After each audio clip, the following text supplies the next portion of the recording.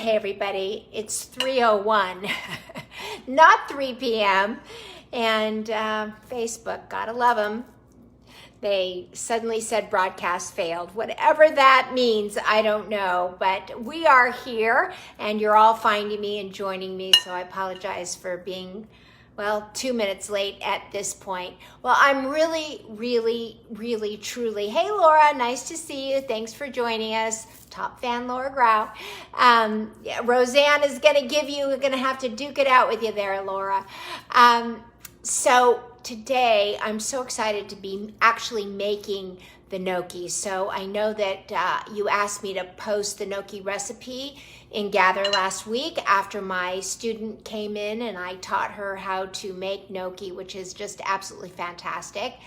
And next Tuesday, it appears that I may be entertaining. Hi there, Cynthia, listening from your car on the way up to LA. So that's awesome. Thank you so much, Cynthia. You're gonna love this recipe. And next time I'm there, I suggest that we make it together. It would be so fun. I'm going to be entertaining some friends over at the house on Tuesday. And one of the things that I learned, and I'm going to show you this today, is that when you make gnocchi, you literally can freeze it.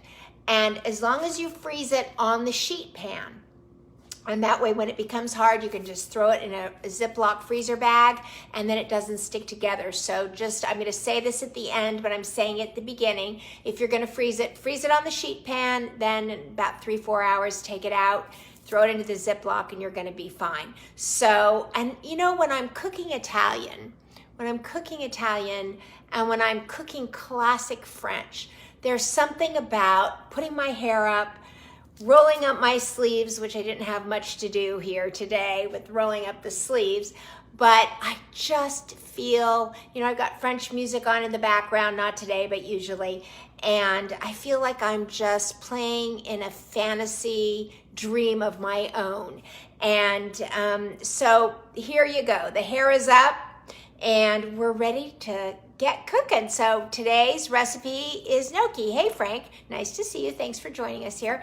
So let me show you how we make gnocchi. We're going to start out with 8 ounces, and in this case, it is a complete and total half pint, basically, of mascarpone cheese. Mascarpone. So let's get that into, and let me tilt down here. It's not as near as important that you see me as it is that you see this bowl and what I'm putting in. Okay, so there we go. And I just got this all over my hands and all over my whatever else. So I'm gonna have to give those a quick rinse, but we're putting in these 8 ounces of the mascarpone. Okay, and then I have to give these hands well, I don't necessarily have to rinse them as much as I have to just dry them very quickly. And we're going to put in 8 ounces of Parmesan cheese. So let's see if I just move you back a little bit, I can get into the picture as well.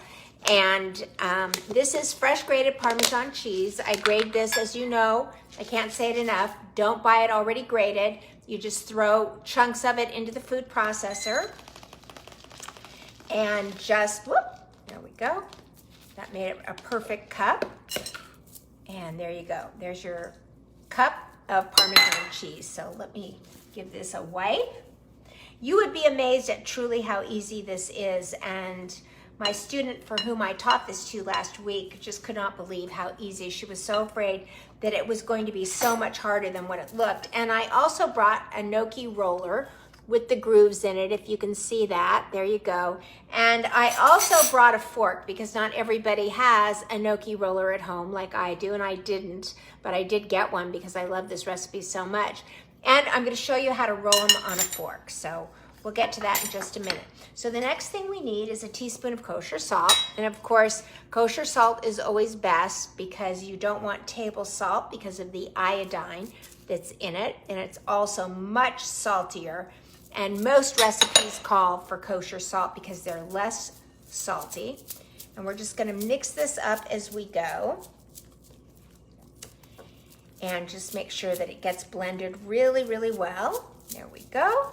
And then the next thing we're gonna put in is 1/4 teaspoon ground nutmeg. So let me open this up. We'll use a regular teaspoon because I forgot to grab them and I don't want to turn my back on you, but there we go.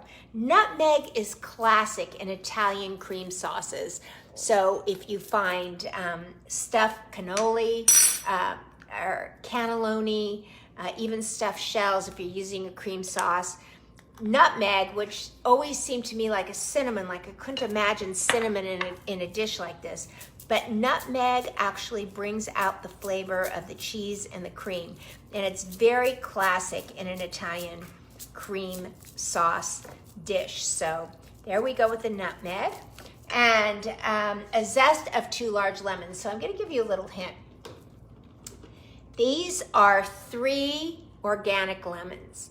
These are absolutely gorgeous. This is an organic lemon, that you can see has been tattered by nature and maybe even pecked at by a bird or 2. And so what I don't want to do is I don't want to zest this lemon. Now, I would have no problem with an organic lemon if it called for 2 tablespoons of lemon juice. I would absolutely 100% take the ugly lemon, cut it in half, and put the juice into this recipe. But because it's calling for zest, what I really want to do is I want to find a really, really grand lemon zested yellow lemon that has enough flavor in it, that's beautiful lemon colored, that looks appetizing because it's going to be seen in this recipe. So Laura says that she sometimes uses mace, which is stronger than nutmeg. Well, and it's a good thing it's mace the herb and not mace the spray when you're walking down the street and see a burglar, right? So here we go. We're just going to zest out with this little zester all of this yellow, beautiful, look at that, lemon zest. Just turn it over and pop it in. So as I'm zesting this, I want to tell you 2 things. Number 1, tomorrow we have this adorable little 9-year-old girl joining us. And this is what I'm going to suggest. I suggest that you bring your children, your grandchildren, whoever is, in that age group of, let's say, 6 to maybe 11 or 12, I don't know. But this little 9-year-old from Portland, Oregon is a baker. And she has been holding Zoom cooking classes, believe it or not, for people to sign up and pay for her class. And I'm certainly not a baker, but I always have things to learn. And I just thought that bringing her to the Gather group and allowing her to teach us all how to cook and bake, even if she makes mistakes. I mean, she's adorable, and I'm sure she probably has some fabulous things to say and do, and just watching her would be very fun. So tomorrow I am interviewing her, and she is going to make, I can't remember what she said she was making. I think they told me, but I can't remember what it was. Oh, a roll-up cake, a log cake, right? Which I think is fantastic. So I think that's like a cake made in a sheet pan, and then you roll it up with the cream in the middle. And I think that just sounds absolutely fantastic. It's been a long time since I've seen a log cake. So we're doing that interview tomorrow, Wednesday. Again, bring your kids, bring anybody that you think would enjoy watching a little 9-year-old bake.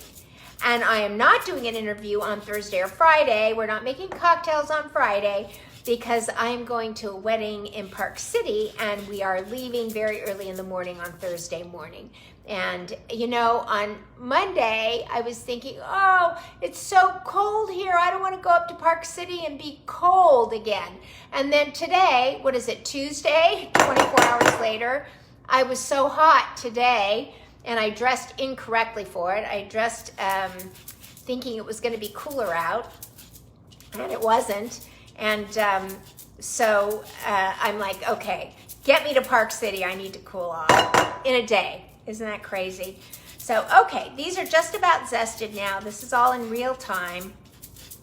No pun intended, because I'm just about to put the thyme in. Okay, there we go, all in. And sometimes I just take my finger and go down the back side of this, right? And just get all that beautiful lemon zest out. Okay, so let's just give that a quick stir. And the very next thing that we're gonna put in is 1 large egg yolk and 1 large egg. So we will take this egg and make sure these are room temperature because they always mix so much better when they are room temperature. And then I am going to separate this egg. So let me get you to where you can see this. Can you see this right here? Let me tilt this down. Still my own cameraman these days. Okay, so we're gonna let the white, I know you must all know how to do this, but I saw someone do it with a slotted spoon and I thought that was genius. Just draw, oop, almost lost it. I also saw someone else just put it in their hands like that and just roll it around and let the white drop, but there we go. I like that too because it felt very authentic and very sort of French or Italian, I don't know. And then we are going to add a yolk. We're going to use the thyme. So this, I want to talk to you just a little bit about thyme. So this is the thyme that came out of my garden just a few minutes ago. And I just wanted to show you the difference in the 2 thymes that I have. So this is English thyme. And what I like about this is that, other than the fact that it smells so amazing, is that you can take this and go, let me grab a good one to demonstrate this, is you can literally take the stem and pull backwards on it and strip the stem, as you can see that, of the thyme. And then you take that thyme and you put it onto your cutting board and you're able to chop it very, very easily. So I'm gonna throw that in there. Sometimes, so the baby thyme that I have, so this thyme is baby thyme, and I can tell you that you will work all day trying to strip this thyme off the stem. It just, I mean, it's doing it right now, of course, because I said that it won't, but I have found that when these stems are this tender and this, difficult to pull the thyme leaves off of, that if you get a few of these stems into what it is that you're chopping, just don't worry about it. They're just, as the plant grows and gets a little bit older and the stems get a little bit thicker, then you have no problem. But I would say when you are chopping thyme at this stage, at the baby stage when you've just planted it, it is perfectly fine to go ahead and use. So I just wanted to share that with you about the thyme, because I was always, oh my God, I can't get this thyme off the stem. And I would just end up chopping it up and I felt like I was a bad cook. But the truth is that when it's that tender, don't worry about it. Just put it in. But I did get some coarse leaves off the coarse stems. And so this is about a tablespoon. And we're just gonna put that in. We're gonna give it a quick stir. And then, believe it or not, I'm gonna use a hand mixer. Now, I don't usually use a hand mixer, but there is something about this recipe that the original recipe that was done by Giada, she called for a hand mixer. And I just thought that was amazing, because I'm not sure who uses a hand mixer anymore. Does anybody use a hand mixer? Tell me. And in fact, I actually think that I could use a whisk in this and it would be just fine. But we are gonna add the 3/4 cup of flour now. So that's where naturally the hand mixer comes in. So let me set this sheet pan out of the way. So how many of you got the ingredients and had time that you could come make it with me? I'm just not sure. Hey, Lisa, nice to see you. Thanks for being here. Okay, just saw you tune in. Thanks for being here. It's all you use. I know. I used to only use a hand mixer either, and then I borrowed Harmony's, can't think of the name of it. My toaster is that. But anyway, her stand mixer was to die for. And so I've never gone back to a hand mixer as a result. But Lisa, I know that you are a baker, so I'm surprised that you haven't gone for a stand mixer as of yet. So, okay, let's move this in. There we go. and you just want to move it around. Now this dough is going to be very, very sticky, and we want it to be, but I'm going to show you the trick. Let's just get around this whole thing. Can you see this okay? Give me a thumbs up. Hey, Marty Greenwood, how are you? So happy to have you here. So Marty gave me this great little Tennessee notebook. It's just kind of like a little notepad that has Tennessee on it. And I am still using that to make grocery lists when I am doing parties and things of that nature. I was even thinking, Marty, I needed, when I get through it, that I should like DM you and say, Marty, how about another one of those great Tennessee pads? I love going to the grocery store with that. It was so easy to organize my shopping list and all of that. So anyway, Marty, how are you? So good to see you here. Okay, there we go. So now let's get this off the mixer. Now, as I said, this is going to be very, very sticky, but wait until you see how easy it is. Like that. Go, let's get it all off. Okay, so now this is lemon, thyme, mascarpone gnocchi. Now the problem for me is that I don't like potato gnocchi. I really don't. I love the idea of Italian, but when I bite into potato gnocchi, it just feels to me like it should be more of an Irish dish, not an Italian dish. It just tastes very Irish to me, and so I don't want other things around it that would be Italian. I want Irish stews and a great like meat stew that I could eat with potato gnocchi. That's where I come out on the potato gnocchi. So what I love about this is this truly has an Italian feel, so that you could put it with some fish. So that fish that I made last night on Tuesday, I am going to make that grilled halibut, because when I am here to tell you that it was absolutely divine, I am here to tell you that my husband even sat down and said, wow, this is delicious. And oh, by the way, he didn't even get the topping that had the mozzarella and the smoked mozzarella in it, which I thought was amazing that he thought it was that good. So let me move this over.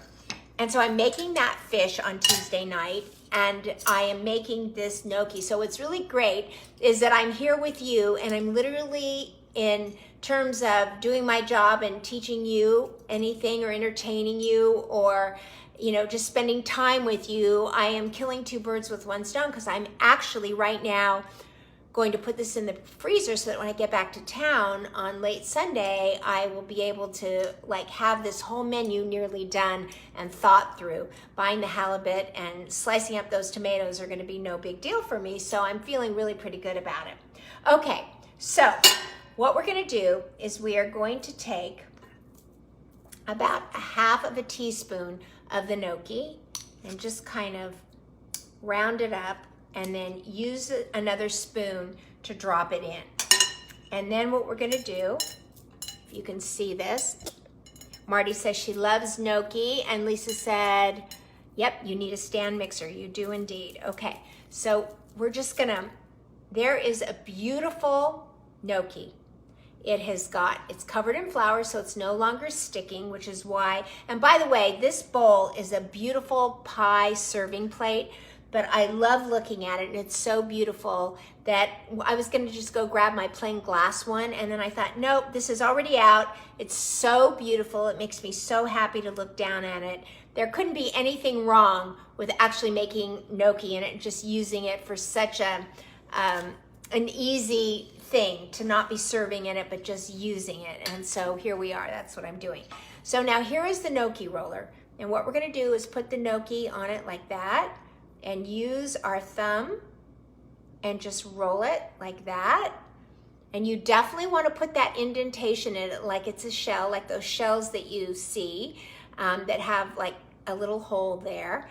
And then you take it off like that and place it right over here on the cookie sheet. So let me get that a little bit closer so I don't have to reach.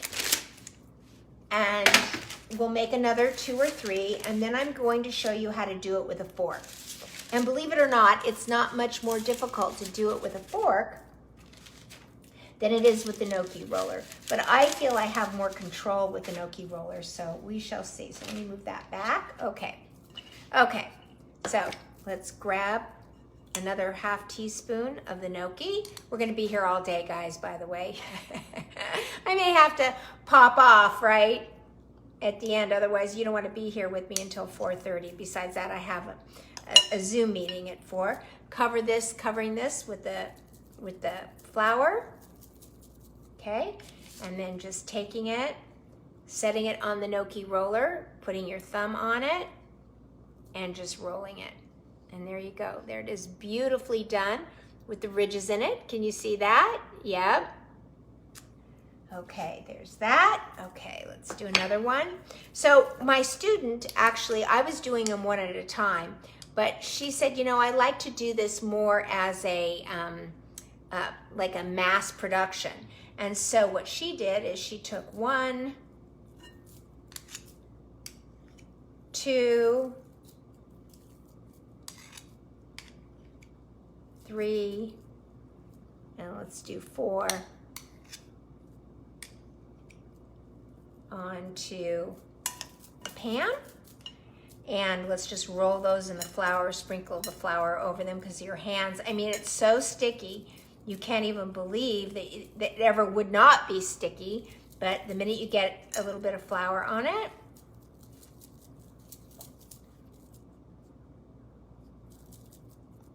oh my gosh.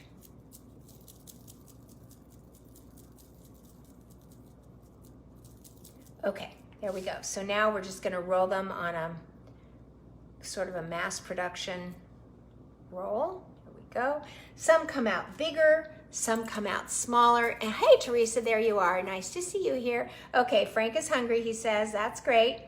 We'll have to all get together on Tuesday. I think I'm gonna make this with the Brussels sprouts. So chances are you'll see me doing these, taking them out and doing them with the Brussels sprouts. There we go. Let's roll this one. And with the fish, and I think it's gonna be great. So now the thing about the gnocchi roller is you wanna keep an eye on it because all of a sudden the ridges will actually fill with the dough and a little bit of the flour. So let's just knock that off.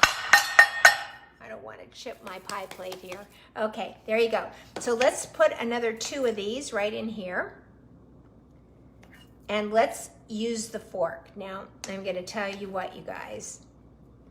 I may not be good at this fork thing because I've really only been practicing as of late on the gnocchi roller, but if you promise not to tattle on me that I didn't know what I was doing, I'll give it a whirl. We can figure it out together, right? Okay, let's get these covered. Let's roll them in our hands. They're light like little pillows. They feel like little soft pillows. They're so great. Okay, all right, knock the flour off. Okay, so let's see if I hold this here. Can you guys see that? Can you give me a thumbs up if you can see this here? You're gonna put the gnocchi right in the sort of bowl of the fork. Put your thumb down in it and just roll it. Whoa, not happening. There we go. Well, that did not work. That did not work. Let's try it again. Okay. It's a lot easier than you would think, and it's a lot easier than I'm making it look. So says the YouTube video that I watched. So thumb down and let's just roll it. Nope, failed again. Oh my gosh. Should I go back to the gnocchi roller or do I keep going? I think it's a little too big for this fork and I really think that's what the problem was. So let's go back. So when you do this yourself, if you don't have a gnocchi roller, then maybe the thumb, no, I feel like the thumb is an important part of this. Okay, here we go. There we go. It was too big, guys. There you go. Can you see that? Ridges and all, success. Okay, so with the fork, you only get 3 main ridges. I'm gonna make this just a little bit smaller. Okay, put this on the fork. Oh my God, anybody that knows me knows that I do not quit until I figure something out. Like, I cannot quit until I figure it out. So there we go. There's another one. They're not as pretty on the fork yet. One day I might be able to make them pretty. Let's make this just a little bit smaller. Okay. So anybody have any questions? Anybody have questions? There we go. Okay, I'm going back to the gnocchi roller. But, you know, I think that this was on Amazon. It was not that expensive, like $11 maybe. It might have been $19.99, I don't know. But if you do a lot of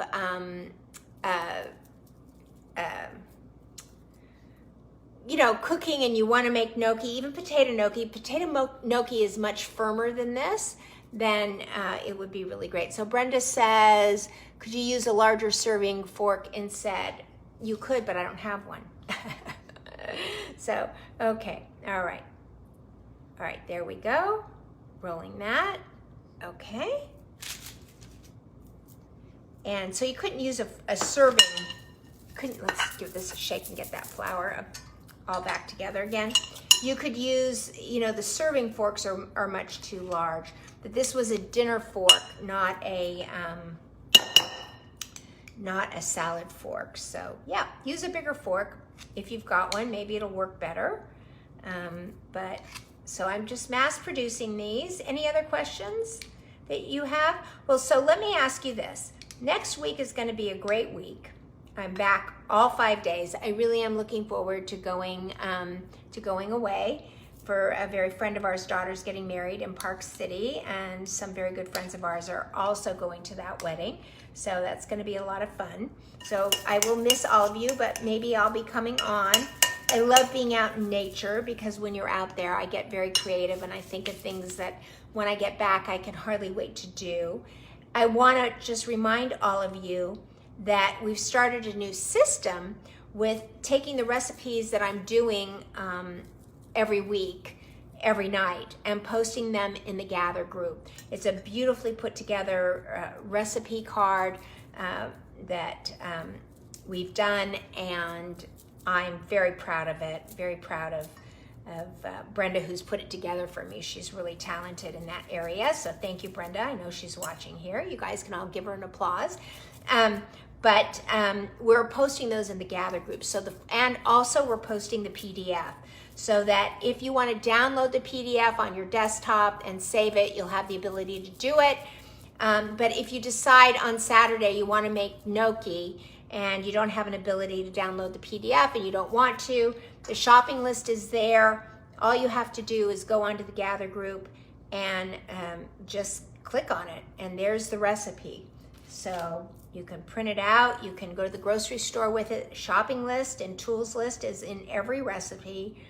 So we're getting better and better at, you know, providing for you exactly what I feel like you would want. So when I first started and answered the challenge, I didn't even know what I was doing.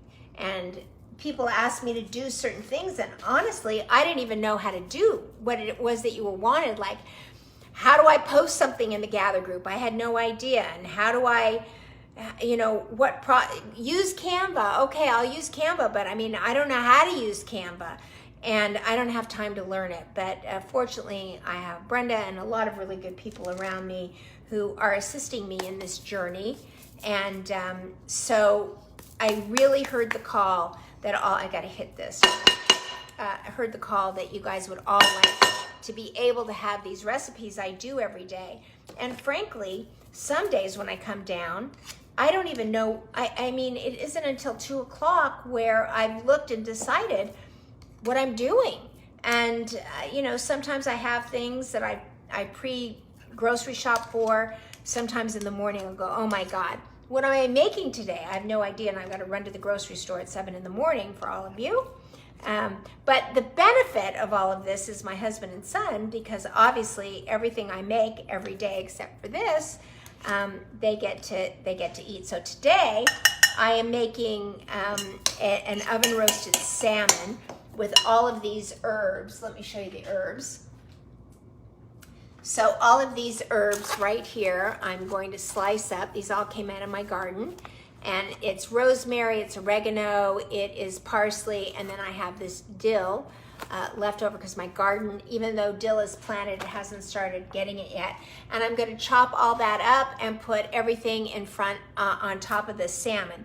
And so that's what I'm making for dinner tonight. And I already made the salad, so I got all that done before I saw you guys today. So Heidi is here. Hi, Heidi Gonzalez. Nice to see you. So happy that you're joining us. We're making gnocchi today. All of these recipes are posted in the Gather group, as I just said. And tomorrow I have a little 9-year-old baker from Portland, Oregon, or a small city somewhere in Portland. I'm not sure if she's from Portland, who is going to be making a log cake for us. So I'm so excited. She is my Thursday interview, but my Thursday, Brenda's still here. Isn't it late for you? Sorry, Brenda's still here. Bye. Lost my train of thought. And she's making a log cake, and I'm not interviewing anybody on Thursday because I'm going to be driving to Park City. So there's one more. I'm almost done with these, you guys. So here is my challenge to all of you. I've answered the challenge, but here's the challenge to all of you. I would love for you to know what it is you might want for me to make, because I would love to put together, I know that months ago, Roseanne challenged me to make eggplant, and my eggplant Parmesan is just amazing. It's been a while since I've made it for all of you, but I did make it recently, I think for Mother's Day. This one turned out very bad. This was one of the fork ones, so I am going to re-roll this on here. So if there's something you have a question about, something that you'd love to make, but you've actually never conquered it on your own, like post it right now, right here in the Gather group, or not the Gather, but as you're watching the gnocchi be made, and tell me what you'd like to see. I'd love to see what it is that you would like to see, and I am happy to actually make it. So just tell me what that might be for all of you. Okay, we're down to the last batch here. 1, 2, those are some big ones. 3, 4. Okay. So these are actually quite large, which is okay. There we go. So what would you like to see? Teresa says, we have your flank steak recipe, but need a recipe to use leftover flank steak. Okay. Wow. I mean, you could make those into sandwiches, right? French dip, slicing them really nice and thinly. That's a great idea. You know, this house doesn't have leftovers. Can I just tell you, like, everyone says, who are you making all that food for every day? And my answer is, my husband. He's a very big eater, believe it or not. And my son is here as well. And of course, we all work from home now, so there's leftover, and we just eat it as is because nobody has time to actually make it into something else. But let me hit this. Sorry for the noise. Let me think about the flank steak, Teresa. I'll be thinking about that when I'm driving to Park City for sure. And anybody else have anything that you want to challenge me to make for all of you? Love to hear your ideas. Now, how many of you are going to be joining me tomorrow for that little 9-year-old? And how many of you are bringing your young'uns to watch it with you? Tell them about it. I think she's going to be very inspiring to young cooks. So let's see what time it is. Okay. Well, I have just one more batch to make. I don't know if you guys want to hang in there with me while I finish it all. I'm going to have to get some thumbs up or it's okay, Marla. Thanks. You took us as far as we want to go. We'll see you tomorrow. Yep, you'll see me tomorrow. So you tell me, because I have to finish this up whether you're here or not. Go. Okay. One more time. 1, 2, 3. Now I'm using my thumb, not even them. 4. Okay. All right, almost done. Shrimp scampi. Oh my gosh, really? Okay, I can do a shrimp scampi.